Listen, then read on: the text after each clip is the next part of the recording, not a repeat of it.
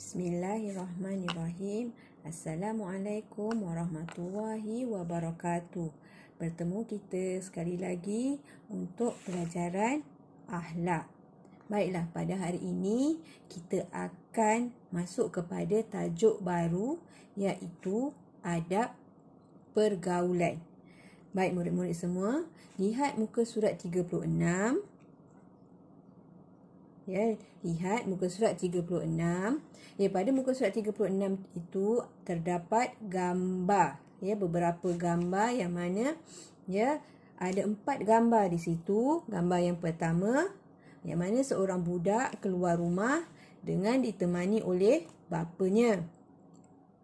Gambar yang kedua, bersalaman dan cium tangan kedua ibu bapa sebelum pergi ke mana-mana. Gambar yang ketiga, bantu ibu bapa di rumah menyiapkan kerja-kerja rumah.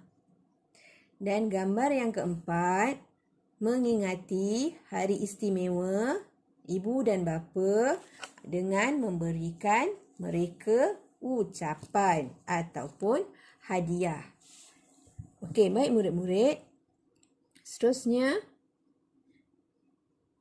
buka muka surat 37, iaitu adab-adab ketika bersama ibu bapa. Baiklah, murid-murid ikut Ustazah baca. Pertama, memberi ucapan salam. Kedua, mencium tangan kedua ibu bapa. Ketiga, bercakap lemah lembut. Keempat, menjaga perasaan ibu bapa. Kelima, tundukkan badan ketika lalu di hadapan mereka. Keenam, jangan mencelah percakapan mereka. Ketujuh, memohon restu ibu bapa. Kelapan, ucap terima kasih di atas pemberian. Kesembilan, tidak mendahului ibu bapa ketika berjalan. Baiklah murid-murid, sekali lagi ulang semula ya. Ikut Ustazah baca. Adab-adab ketika bersama ibu bapa. Pertama, memberi ucapan salam. Kedua, mencium tangan kedua ibu bapa. Ketiga, bercakap lemah lembut.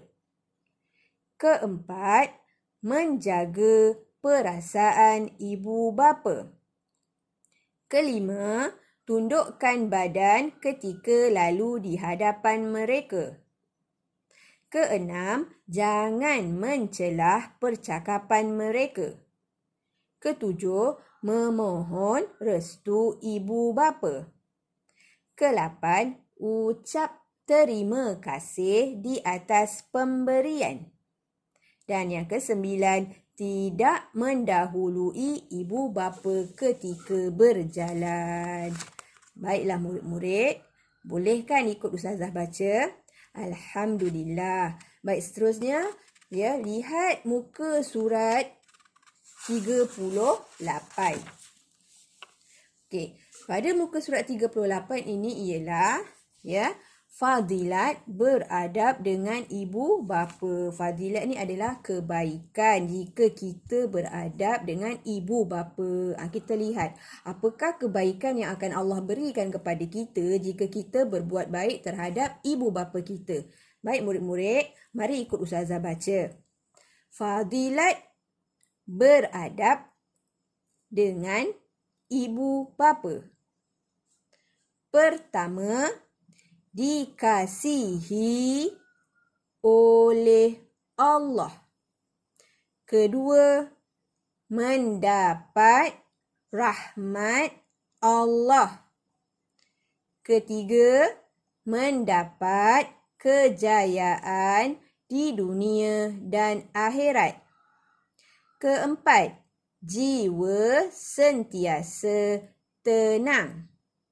Kelima, doa dikabulkan oleh Allah.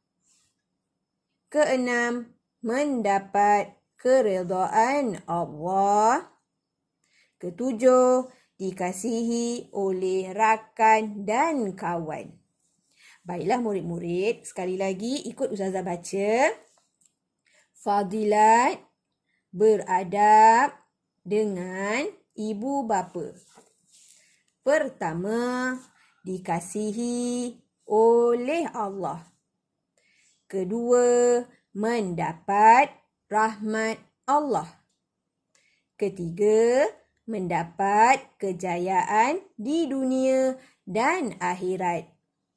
Keempat, jiwa sentiasa tenang.